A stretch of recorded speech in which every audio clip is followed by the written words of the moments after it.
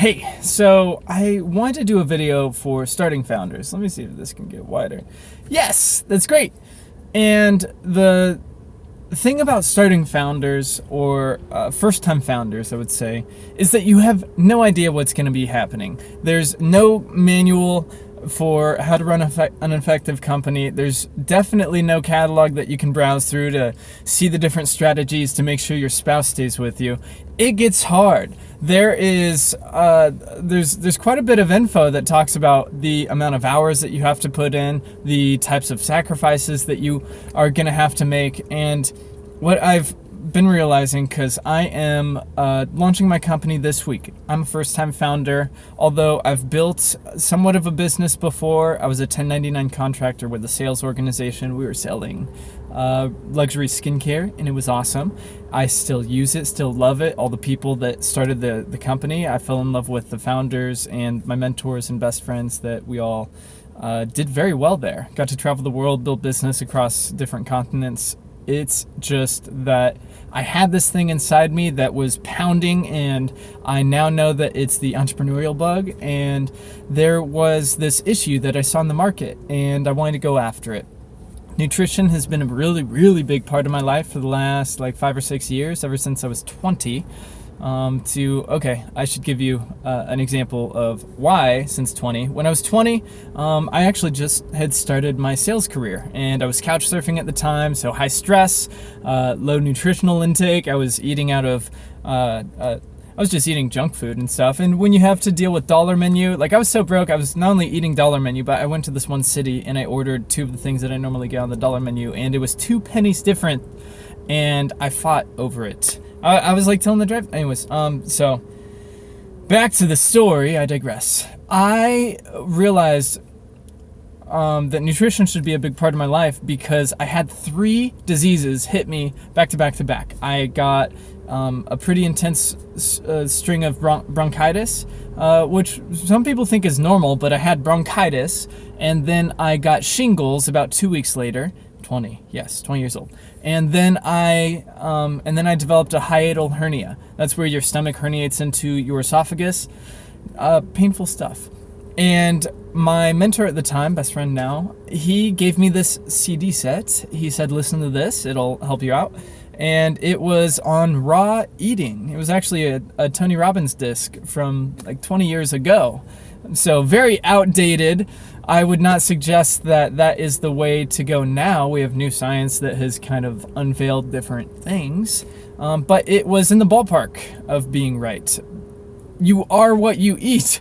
And that was the first time I heard about gut flora and the things that live inside you.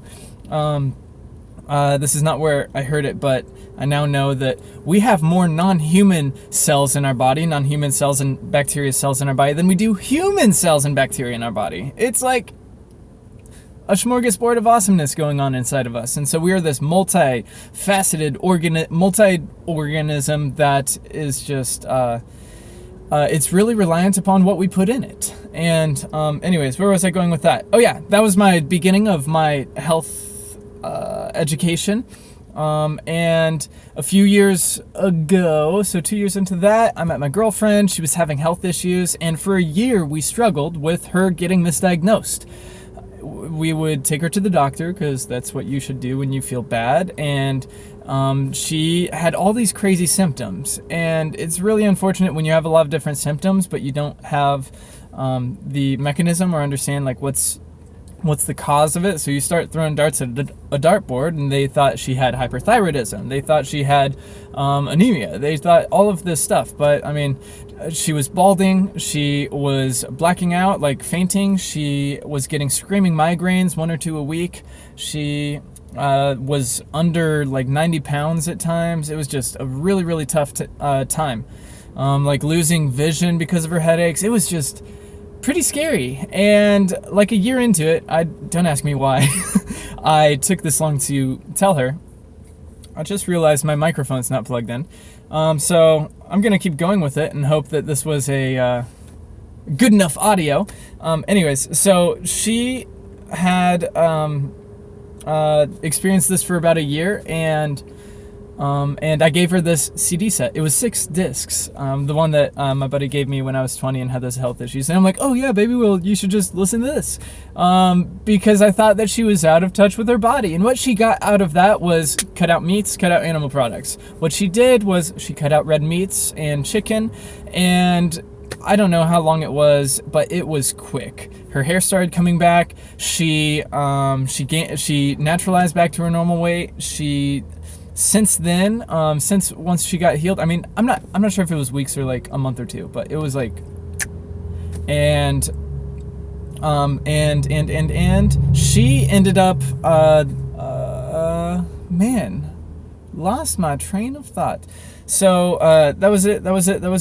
And, she cut out red meat and everything kind of just went back to normal. And I'm like, dang, this is pretty intense. We go to an event together that had a day of the event, a UPW with Tony Robbins hosted. And UPWs are really great. If you're looking for leadership development or personal development, and emotional intelligence, and business strategy / life relationship strategy / health education. This is kind of like a cool compacted event, his UPWs, Unleash the Power Within. It's 55 hours and 4 days. Really great. Anyways, we went to that, and coming out of it, we were vegans. Oh, actually, no, we were pesca vegans. We had fish for a little bit. But anyways, that was just, I shaved off all this weight that I didn't even know I had. My face slimmed out. I know the camera adds 10 pounds, so you can imagine. I don't know how much the camera adds, but this is wide lens. And so this was over 2 years ago, that event that changed our lives. We came out of the event. Before we got home, we went shopping, we cleared out our fridge, and haven't looked back since, and we've only continued fine-tuning it. And I think that good nutrition, good diet, if you don't care about the animals as much as you should, if you don't care about the future of humanity because of the environment, then like care about your health. Be selfish with it. Like, people take supplements to optimize, but you get, I mean, all the stuff that they put in supplements is in nature. Like that's where it comes from. So any minerals that we eat are from plants and bacterium, like even the ones in meats. The reason why meat at all has any of its minerals and its proteins is because it ate it. And so if you're getting your minerals and protein from any animal products, it's like backwash.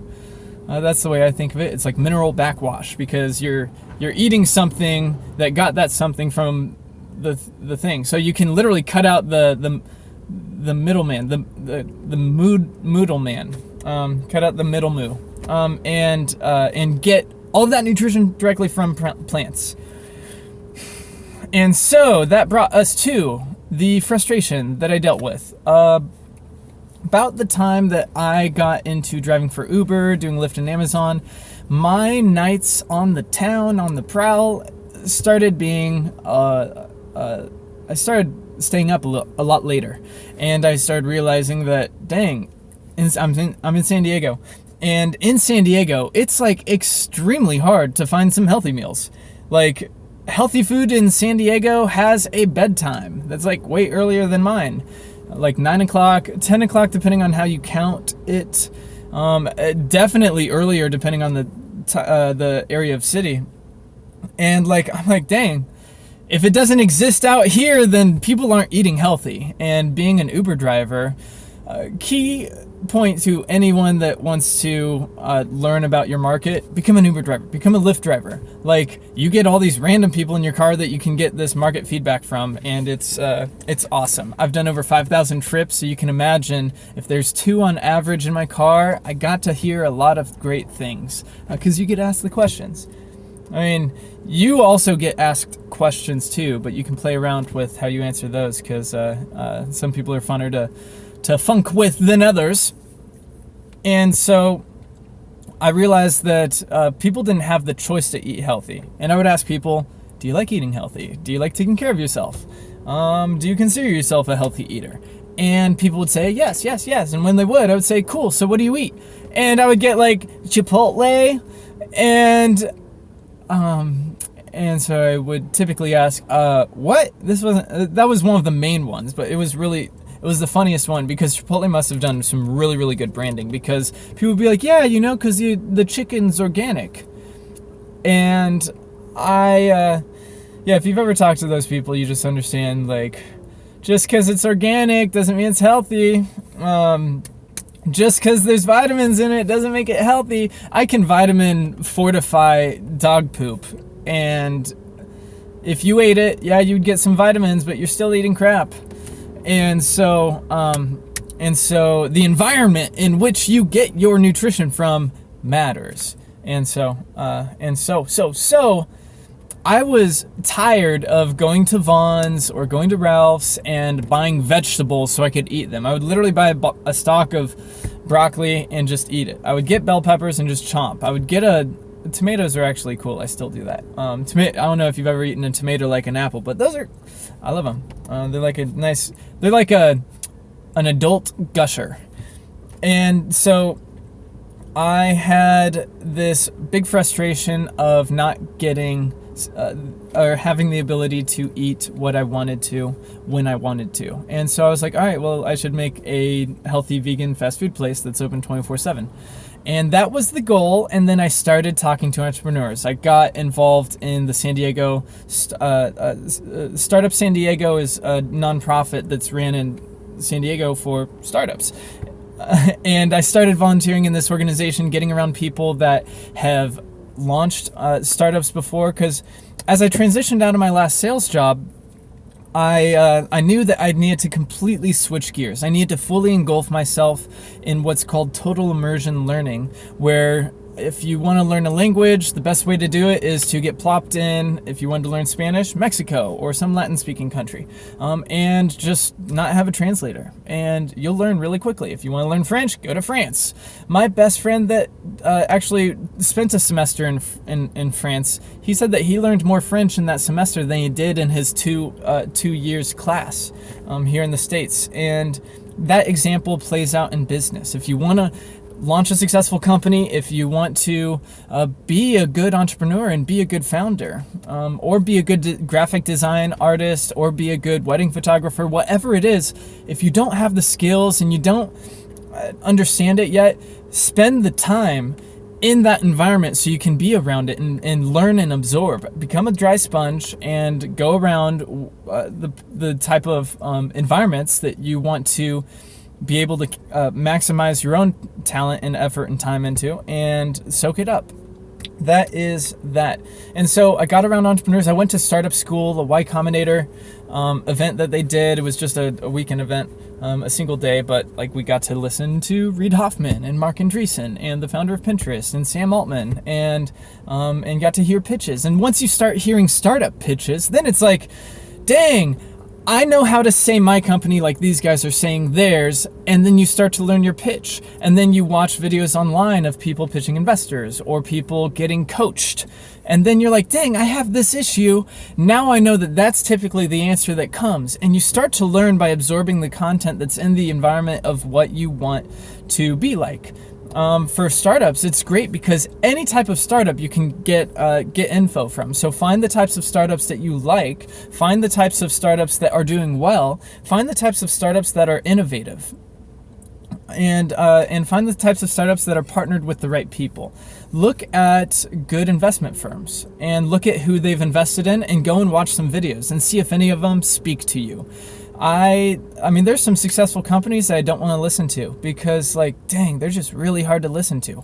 Communication skills. So, like, some people have this great wealth of knowledge, but they lack the capacity or the ability to be able to relay it. So find the people like Brian Chesky from Airbnb, one of my favorites to listen to. I was just listening to him on the way over here, and he's a talented guy. Him and Joe Gebbia, I mean, they're really great. Who are some other people? My entire YouTube list is a list of people I like listening to, and I currently add to it. Gary Vaynerchuk is one of the tops for marketing. Elon Musk is one of the most inspirational for compelling ideas, and if you've watched his journey, you've been able to see how he's maneuvered his pitches over the years. Sam Altman he's a startup genius. I mean, there's personal development in my tube. If you're looking for health, Dr. Greger from nutritionfacts.org is, I think, the best, at least the most relatable, and the best. Or if all of the nutritional experts in the land had the same knowledge, he's just the best one to watch because he's the most entertaining. So, and I know that nutrition's a hard thing for people to pick up. Food is a very personal matter to people. Much like finances were taught at the dinner table, so was nutrition. Nutrition's not really taught in school, and for where it is, it's not really taught well. Nutrition is not taught in doctorate programs for just a general doctor. From what I hear, they get like 2 weeks worth of learning, and that is not enough to be able to properly diagnose and treat you when you come in with an issue that could very much well be treated with diet, but instead they've been taught and trained to prescribe. So if you have an issue, you take it, they assess, and they say, oh yeah, this pill will help, instead of what now a lot of doctors are doing. The East Coast is better than the West.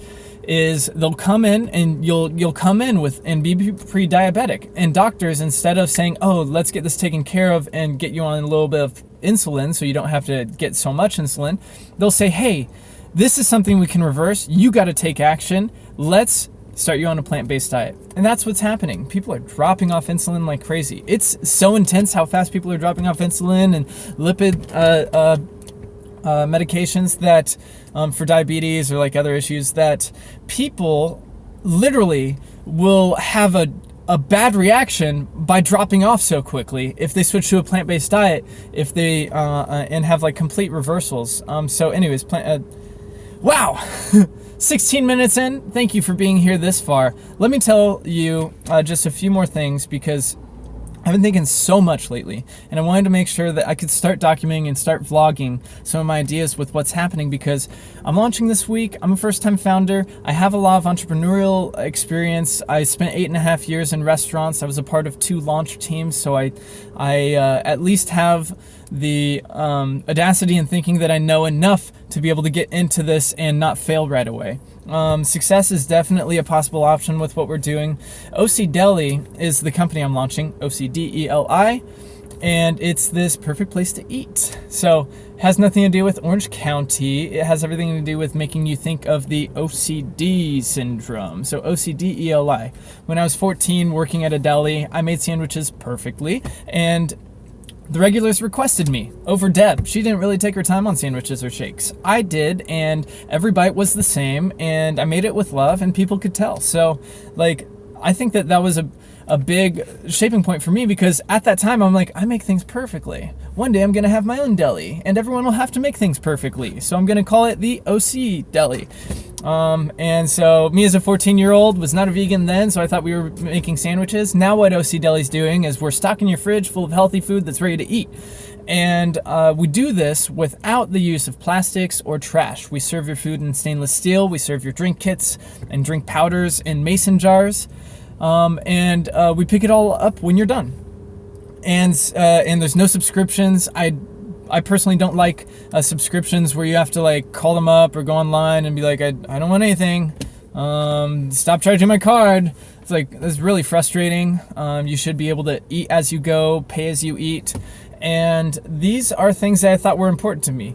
I originally thought a 24/7 vegan spot was going to be good. Then I saw the waste that happens in restaurants and really saw it. I'm like, why are people using things once and then throwing it away? I'm like, how much do these cost? They're like, like 3 to 15 cents each. I'm like, I mean, some of the kit, like that's just per part. So when you get something to go, $1 is spent on your to-go kit. This is insanity. And I just did simple math, and I'm like, well, if we get stainless steel containers and we use them like 200 times, it brings it down to less than 3 cents per use. And then you can fully recycle it, so you don't even have to have plastic in the environment, which in America, it's about 32% of plastic is recycled. So like 10% of it ends up in the ocean, the rest of it ends up in landfills. We'll see that, in a century if we're here. And man, it's just so backwards. So we should have stuff that we use a lot. And then once it reaches its lifespan, we recycle it into something that you can reuse a lot. And like, man, so that just made a lot of sense. So I wanted to make it so we could be a waste-free delivery service. And I didn't have $1 million+ to be able to go into it like you would need for a fast food place. So I'm like, all right, we're gonna rent kitchens, we're gonna make food, and we'll deliver meal packs to people in containers. And we'll just go that route, and then we'll expand into bigger menus and individual meals and smaller items, and have our own maybe drive-throughs or drive-by places. But who knows where we'll be in 3 years? Like, what if there's an easier way than going to a drive-through? What if you can tell a place where you're gonna be and they show up with your food there, or your food arrives there, or your food's made there? Like, I don't know, there's all these different things that can happen, but the main thing that we're focused on at the beginning of OCDeli is to eliminate the use of waste, to free you of the necessity of a subscription. We'll give you a discount if you continue purchasing, okay? But you're not signed into anything that will charge your card again. You always have to check out. That's the deal. And we are going to pick it up for free. We're trying to make this as frictionless as possible, but we just need an option for healthy meals. There's a few delivery services that are plant-based. Actually, yeah, there's 2 that I would even consider, but they're not necessarily healthy. Cooking with oils, adding all this salt. What the heck? Why are they not nutritionally dense? That's a big issue. I personally wouldn't want to eat it because, like, I eat healthy, and just because it's vegan doesn't make it healthy. And then there's all these other meal services that have vegan options. But this is the thing. We are in a climate crisis scenario. That means we should do everything we can to reduce, reuse, and recycle, but reduce our impact to the environment. Eating vegan versus eating normal, like American diet. So eating a vegan hamburger versus a vegan burger, or a vegan bowl versus a like a Cobb salad or something. So the vegan food will come with 40 to 50% less emissions than animal product food. Okay, just a meal versus a meal. Vegan is almost half the carbon footprint and greenhouse gas emissions. That's how that works, because there's so much stuff that comes from animal agriculture. A lot of it's from the animals, a lot of it's from the farming to give the feed to the animals. I mean, it's like 15 pounds of food goes to 1 pound of product for animal products. Like, that's crazy. It's like, oh man, it's really angering when you get into it, but it nutritionally doesn't make sense. Like, it's killing us more than anything else. People are fighting for driverless cars, but like that's only like around 30,000 people a year that die from like car accidents, and people are like going head over heels over like this way to save humanity. But there are millions of people that die every single year due to diet-related diseases. Diet is now more dangerous than smoking cigarettes. That's right. If you're eating meat products, you're literally doing no better for your health than someone. Actually, you're doing worse for your health than someone that's smoking cigarettes. You think you're so righteous walking by someone that's smoking, be like, I can't believe they do that. You're eating something that kills more than that. Anyways, just saying. So a vegan bowl versus an animal product bowl. This is where people need to fight the fight. If you order vegan from a non-vegan company, you are supporting the man, the animal agriculture. A vegan bowl here in an all-vegan company, so a vegan bowl from OCDeli, or a vegan bowl from Glue Gapron, or like any meal service, or just anywhere that sells meat and supports animal processing. This vegan bowl and this vegan bowl will have the same exact ingredients. Let's say they're even the same exact price, but this vegan bowl will have half the carbon footprint of this one. I'm just talking about the product. I'm not even talking about the shipping. This one's coming from San Francisco. This one's in your backyard.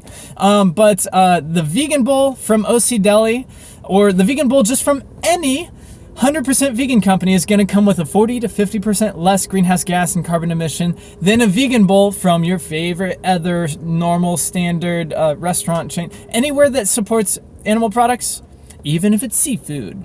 Like, it's 6 pounds of bykill gets caught for every 1 pound of kill in seafood. I mean, like, just because it's from the sea and there's so many fish in the sea, let's not talk about the mercury issue or any of the other pollutants that's coming from things like plastic, or like dyes. But like it's like a 5-to-1 or a 6-to-1 ratio. For every pound of seafood, there's like 5 or 6 pounds of seafood that's killed that we'll never use, that just gets caught in the nets and in the processes.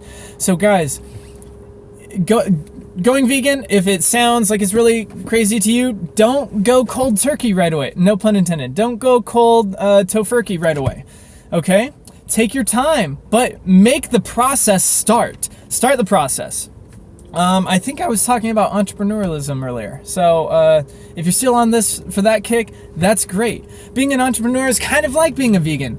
Plan it out. You have to make sacrifices. It's going to be strange when you're out with your friends and like you say no to things that you used to say yes to, and they ask for these excuses, or sorry, they ask for your reasoning behind it, and all you have is just like, I don't feel like it anymore. I don't want to anymore. It's not right. And the thing is we can't go and, dagger people for it. No one likes a pushy vegan. But what we can do is just encourage, people to continue educating themselves. Be like, look, I found that it was right for me. I love that we're friends and you're not going to make it weird. Like, hey, this is just something I'm going to do, probably for a while. And if you have any actual questions on it, let's talk about it later. I'll send you a video, but now's not the place nor the time. Like if you're having a drink, or like if you're out at food and like you get a vegan order, or like if you're at a really bad place and they don't have like any vegan options and you get fries or something. So, call coming in. I don't want the thing to end. Please don't end. Oh, this phone. I'm glad it didn't end right there. Anyways, let me leave you with this. If you're starting a company, it's hard work. Alma and I, my girlfriend, man, we've been through a lot. If we hadn't gone through a lot, I think I would have had to...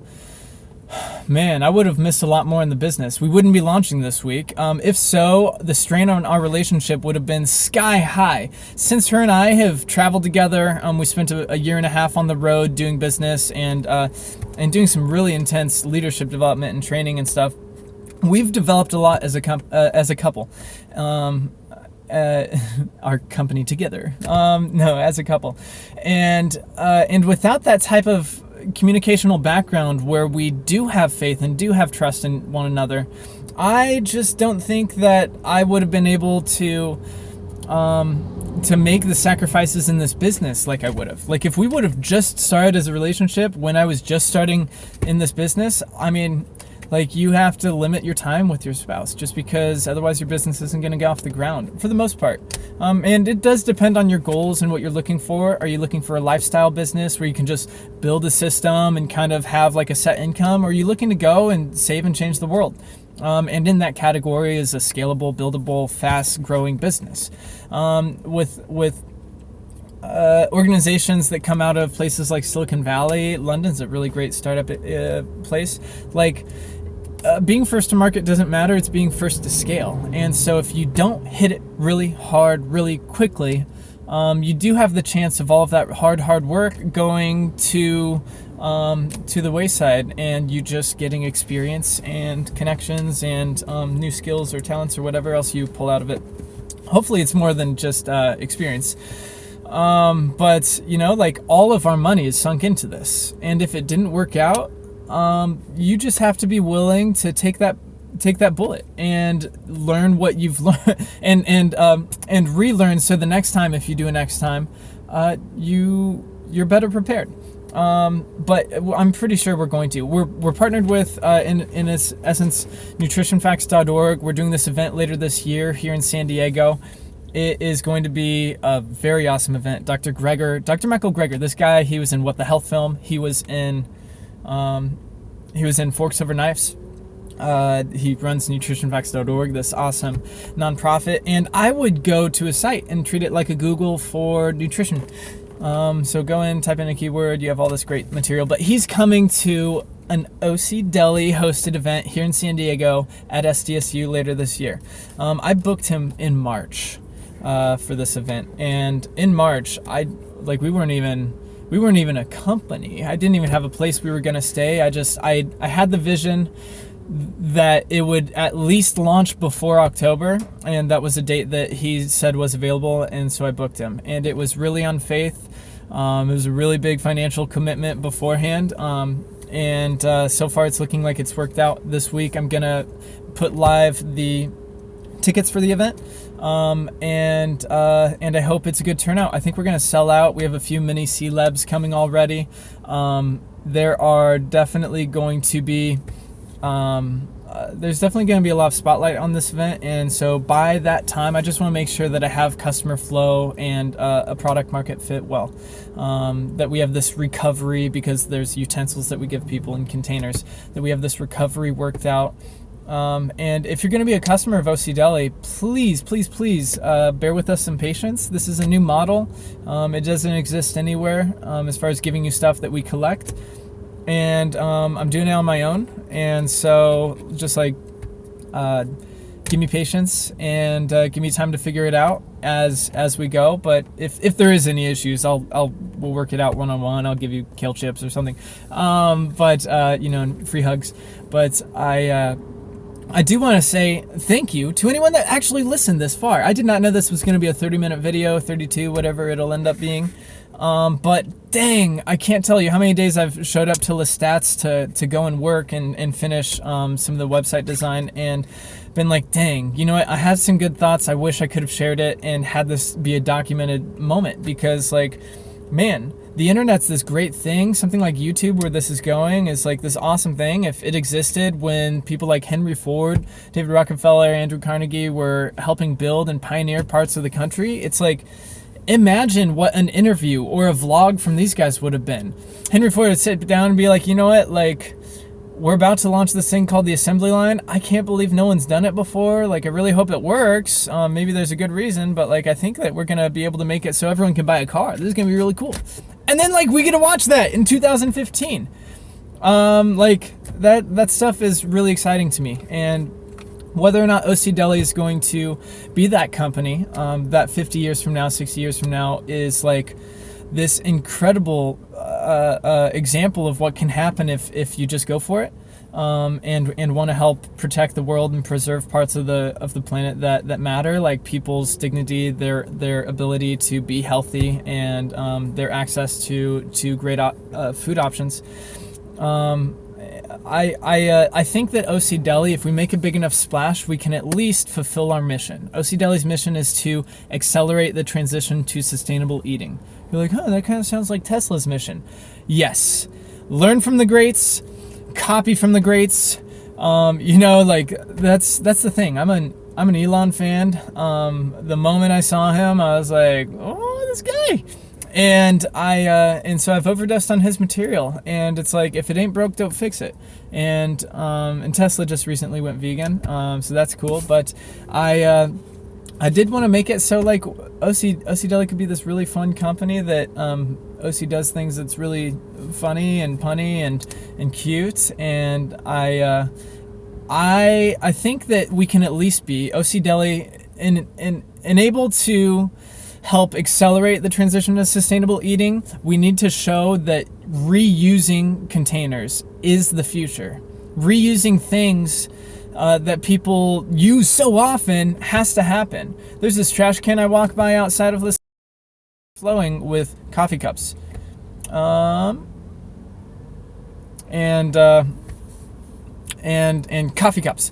And what that means is like, people are drinking their stuff, and man, I was just so upset. So like, if we had to start the world over, I don't think that we would be throwing away things multiple times a day, each of us individually, for something like eating. We should use things and recycle them. So who knows what that looks like in the future. We're launching with stuff that already exists, food pans, food trays that like restaurants use, and we're just giving them to people that are filled with veggies and putting it in fridges. And we'll design our own stuff if this is something that works out. But anyways, we can at least show restaurants that there is a better way. This saves restaurants money, by the way, but it also saves the environment. It saves the world that we walk on, the world, the ocean that we swim in, and the air that we breathe from.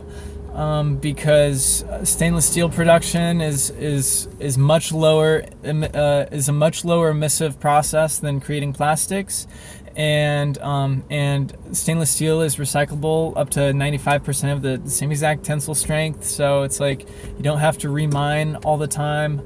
Like you can get use out of things for a very, very long lifespan of products. And so I think that something like an an alloy or a steel or something like that could be the types of containers we use. We just need to be innovative with thinking how we can make it so it works in the type of lifestyle that people use. Maybe we'll have depots all over the place where people can have drop-offs and these OC drop-off centers or containers, like a trash can that you just you put your stuff in and it's picked up, or I don't know, who knows. I'm talking too long. Thank you so much for watching. Keep on keeping on. In entrepreneurialism, just like in relationships and anything you learn, you go until you don't know anymore, and then you reach a wall, and then you got to either learn something somewhere else, listen to a video, read a book, talk to someone of intelligence in that area, and then your wall kind of diminishes. You can hop over it and you get it the ability to go until your next wall. And that's just how you grow. That's how you learn. That's how you do anything successfully and continue growing. So anyways, with that, thanks so much for watching my first official vlog, the OCD log. Wonder what to call it, OC vlog. Anyways, my name's Caleb Brandalise, and it is August 8 of 2017. Bye bye for now.